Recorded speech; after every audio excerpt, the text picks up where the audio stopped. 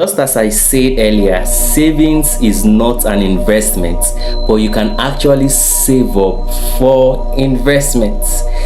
Savings is not an investment, but you can save up for investments.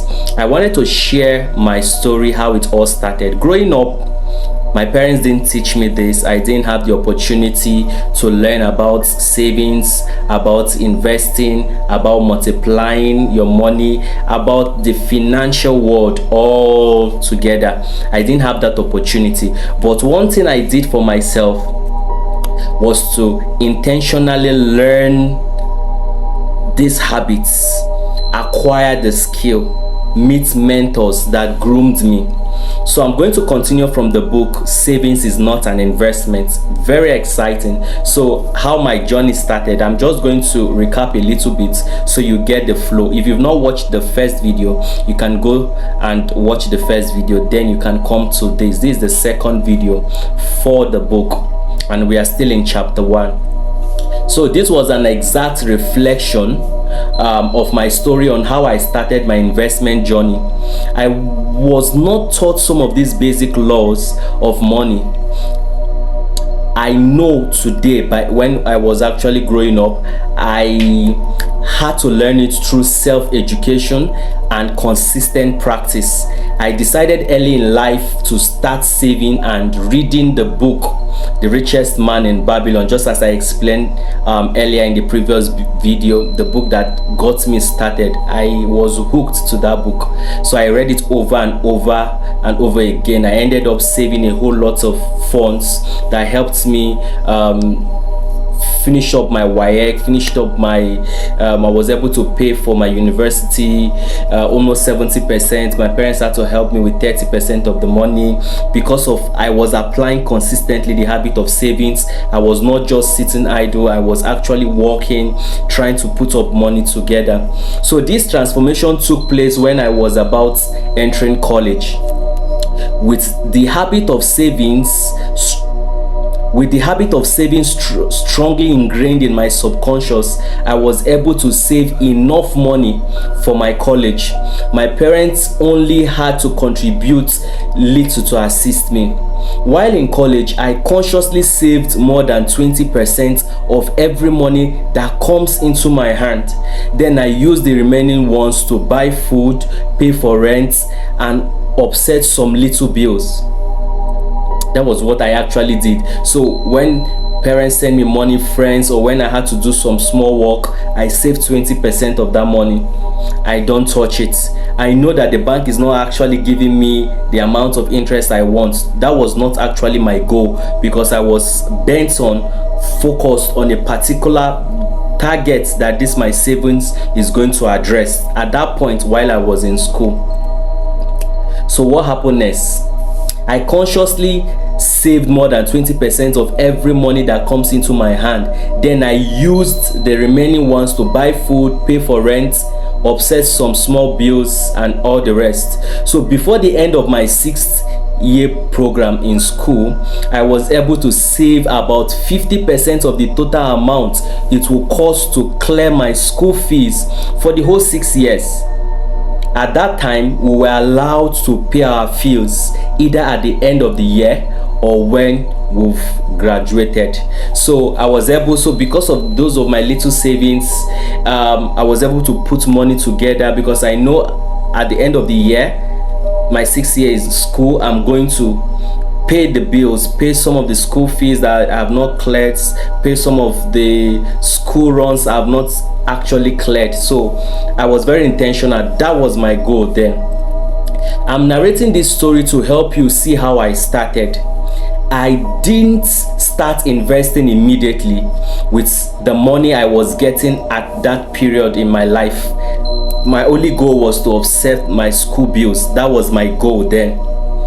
I had a goal, and the goal was to clear all my debts in college, and my whole savings were targeted toward that goal. So your savings, you must have a target. You must have what you want to do. You can't just keep money in the bank. You must have, what am I going to do with this money I'm putting together? What in the next 2 years, in the next 3 years, in the next 5 years, what it is? So you must have that. Please don't forget. Savings is a tool to help you achieve a targeted goal for your life. Remember, savings is a tool. It's not investment. It's not an investment. It's a tool. It's a habit. It's a tool to help you achieve a targeted goal for your life. No matter what your goal is, you can still accomplish them with time.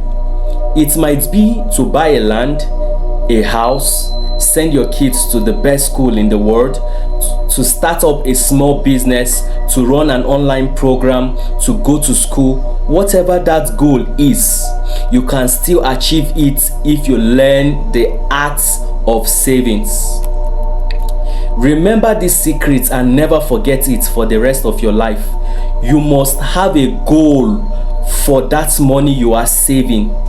Your savings must be properly targeted towards an investment or platform that can multiply it even before you start saving. So some of the problem people have is that they just put money in the bank or just save money without a particular goal. So one of the things that helps is that you must be clear about what you want. What is my 1 year goal? What is my 2 year goal? What's my 3 years goal? What's my 5 years goal? What's my 10 years goal? So how much money do I need to achieve my 1 year goal? How much money do I need to achieve my 2 year goal? How much money do I need to achieve my 5 years goal? How much money do I need to achieve my 10 years goal? So once you break it like that, you will now have a clarity of what you can do monthly if you're a monthly earner, or what you can do if you're a business earner that receives income on a daily basis. You know how much you will be able to pull out from that money you're earning daily, weekly, or monthly, then and say, okay, I'm saving it here, and you tag it, put it in a particular account and say, this is it. In the next 1 year, I'm going to use it for this purpose, or to buy a land, to build a house, or to send my child to a school. Or in the next 5 years, my child will be, let's say 3 years, I'll be able to send my child to this school. So you must have a specific goal for that money. If you don't, anything can just eat of that money. Just don't worry, before we get to the end of this book, you'll be able to understand a lot of things will come knocking on the door to take that money off you. That is how it is. A lot of problems will come up, a lot of things to make sure that that money gets off your hand. But if it is not targeted, you are not intentional, it's not budgeted, that money will fly away. Let's go back to the story. So now, let's go back to the story. Remember the secrets and never forget it. You must have a goal for the money you are saving.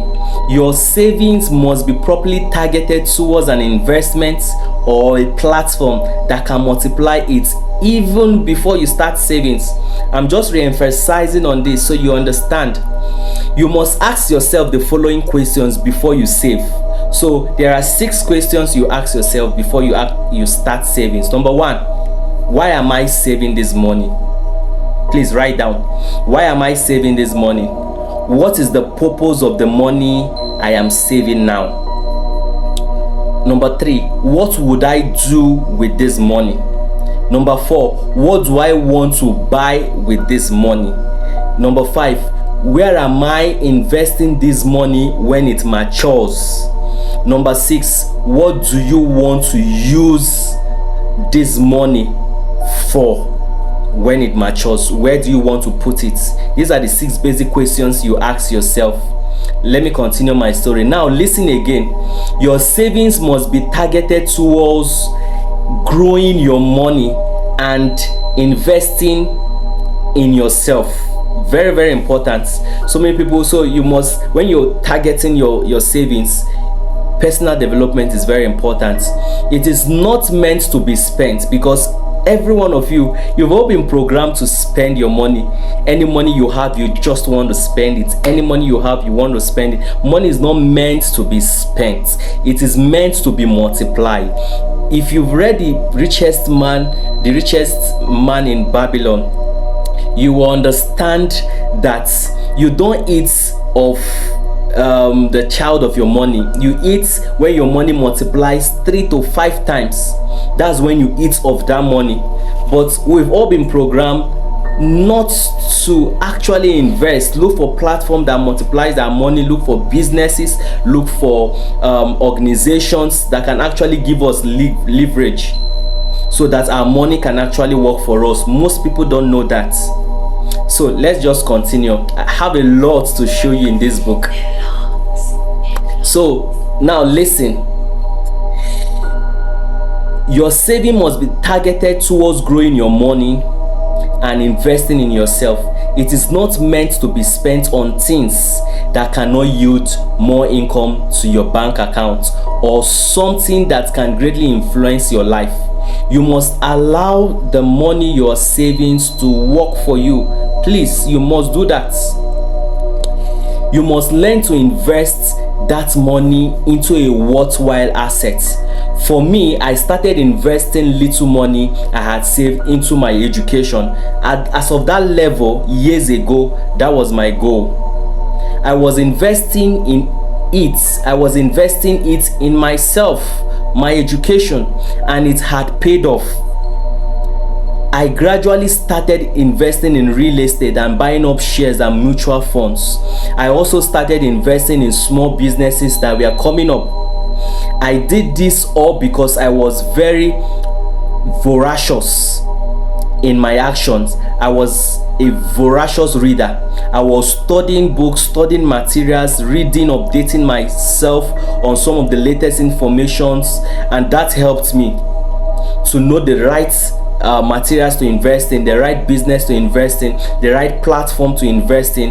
And it affected my psychology, it affected my human relationship, it affected the people I was actually speaking to, and everything about me changed because I was very intentional about my finances. Please, if you're hearing me today, my whole goal, I'll be so happy if our young people all over the world understand the importance of their personal development, understand the importance of savings, investments, and paying attention. If you're a young person, paying attention to your money early, paying attention to finances early. You must have financial intelligence, you must have financial discipline, you must be business smart, it must be something you're very intentional about.